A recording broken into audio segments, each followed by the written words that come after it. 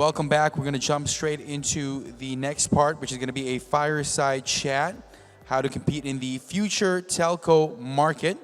Please welcome on stage Mr. Masood, Mohamed, Sharif, Mahmood, Chief Executive Officer at etisalat by EN, and Mr. Toni Eid, founder of the Telecom Review Group, for a fireside chat entitled How to Compete in the Future Telco Market. Let's give them a round of applause. Very glad to have you every year with us. It's always good to be with you, Tony. It's always good to be with a friend. You always put a great show, to be quite honest. We were just talking and we were chatting, and we've known each other for maybe about a year or so, but I can tell that you always put on a great show, and happy to be here. Thank you. Let's start with the first question. How do you see the future of telco market? I think our group CEO today in the morning session laid out the landscape with respect to what we saw and why we made the moves that we have made. What we are seeing at our level is that when it comes to the telecom sector and the returns to the shareholder from the telecom sector of the past decade or so, the returns overall from a sector point of view have not been in line with the other sectors such as tech and high tech, of course. And this poses a challenge, and this challenge has been out there for more than 10 to 15 years now. It's nothing new. We've been talking about it. How to deal with this challenge, how to execute is truly I think, what's going to make a difference and the differentiating factor. What we're seeing is differing models out there. What we did is what we call the delayering, the ability to expose different parts of the organization in order to give focus and to realize value. So within EN today, telecom is just one vertical, one pillar. Under telecom, you have the international operations as well as the UAE headed by myself. And then you have what we call EN Life, the consumer digital. And then you have the enterprise solutions or EN Enterprise vertical. And then you have the high tech or the BC vertical in terms of investments into adjacent industries that are relevant to our sector. So delayering is a theme. What we're seeing locally is the emergence or re-emergence and the revival of the importance of connectivity. And we're seeing this truly manifesting in our portfolio of products, both on the consumer side and on the business side. So if maybe I cover on the business side, the ability to have a core strong network backed by a very seamless IT infrastructure on top of it to deliver a seamless journey for your customers becoming very evident, that gives you an advantage. When we talk about 5G and private 5G networks, we're seeing that today the ability of large enterprise and large organizations, be it government or enterprise, their wish to have their own, I would say, sovereignty when it not only comes to their security of their data and their information, but also their sovereignty when it comes to resource allocation. So we're seeing deployment of, I would say, large-scale private 5G edge networks out there. When it comes to a lower range of the enterprise, let's say the mid-size of the market, lower size of the market, what we're seeing is that connectivity, again, the resurgence of connectivity, but that's backed by our ability to create a whole platform and an ecosystem around it. What do I mean by that? Today, it's not about selling a connectivity, a fiber line or a fixed line or a voice line to your, let's say, your mid-size market customer, but it's about bundling that with a whole portfolio of solutions, be it fintech, be it we have something that's called the 360 app, which enables those businesses to create their own digital presence, data analytics. So everything has to be packaged, what we call curated sort of approach, in order to premiumize the core, and we're seeing the resurgence of the core. Of course, AI is it would be remiss if we don't speak about artificial intelligence and AI. And I think today what we are seeing is the theme and the trend is an explosion of the wish to pursue AI and the use cases of AI. But I would say, the observation is that we've yet to see the targeted approach in terms of how to maximize the full utility of AI.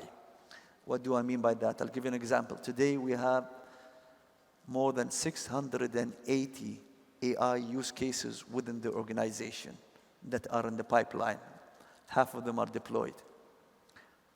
Do we need all of these use cases? The answer is not necessarily.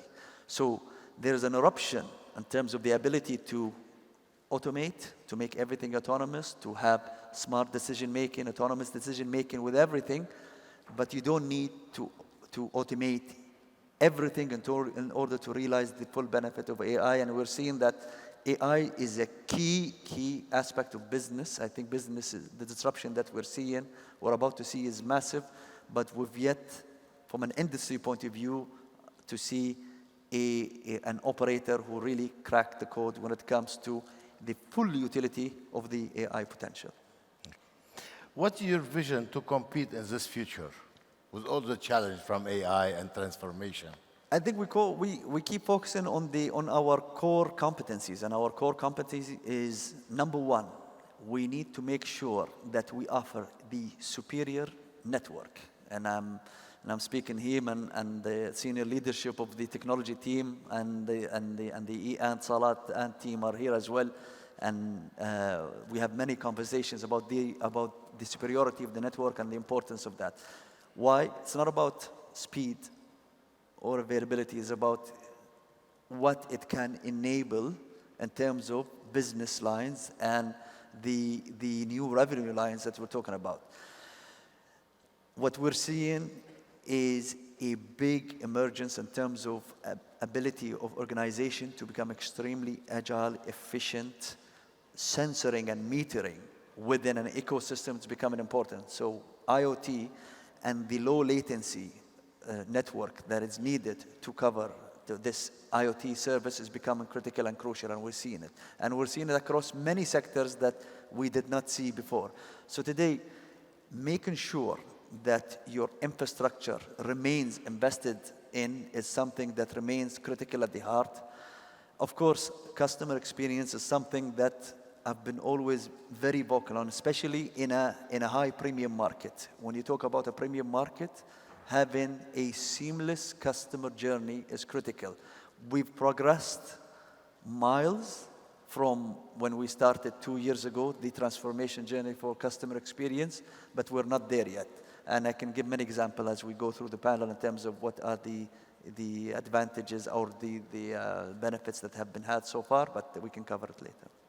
What does it mean transforming etisalat by hand from a traditional telco to techco? And what the influence of this for the consumer, for the business or enterprise business with you, and even the employees of etisalat or by hand? So our purpose eventually is for you never to have any reason to contact us as an operator. We don't want you ever being forced to pick up a phone, a chat line, an app, just to connect with us, to request anything from us. Our purpose is to deliver to all of our customer base a premium service, stable, error-free, easy to navigate, authenticate, approve, pay, trigger, and predict what you need. This is the end game. The end game is for us to be what we call to capture the 360 degrees of moments around an individual. What have we done in order to achieve that, and what is the progress that we have achieved so far? We've done some progress, but again, we're not there yet. Today, for us, majority of our services could be found on our app. Our app today has more than 6 million monthly active users in terms of the etisalat app. Majority of the services from a consumer point of view, as well as business. We're ramping up the business services as well. Could be digital, from installing a line, a prepaid, a postpaid, a fixed line, of course payments and all that goes without saying, from changing eSIM transfers, authentication, and we're doing it in a seamless way. We've integrated with UAE Pass in order for us to avoid the necessity of any of our customers ever to remember a login and a password. We want to make sure that our authentication metrics are secure but non-intrusive, non-cumbersome. That's very key for us. In order to prove that point, we put a challenge, or our group CEO put a challenge to us a few months back, said, okay, can we deliver a fully seamless, autonomous store with zero manpower and zero human that would offer the ability for our customers to go in and buy whatever service or product that they need? And we did it. Today we have what we call Ease, it's the first autonomous store developed by a telecom operator in the world. I know there are multiple other sectors and retailers who develop their autonomous stores, but from a telecom sector point of view, this autonomous store is in operations today in the etisalat Al-Kifaf building in the ground floor, the business center. In fact, we shelved the business center and we put our autonomous store there. Walk in, AI-based facial recognition, built-in algorithm. If you're a etisalat customer, if you're not, you can just register an app, open the gate for you, pick up any item. You can and just walk out without even having the need to register, and it would just charge your profile with us. Again, this is a testament to the capabilities of the team. So what we're seeing is that for us to offer a premium service that is seamless, that is non-intrusive, being able to predict your needs and fulfill all of your communication and beyond communication needs. Okay. What the influence now or the impact of this transformation on the etisalat staff, employees?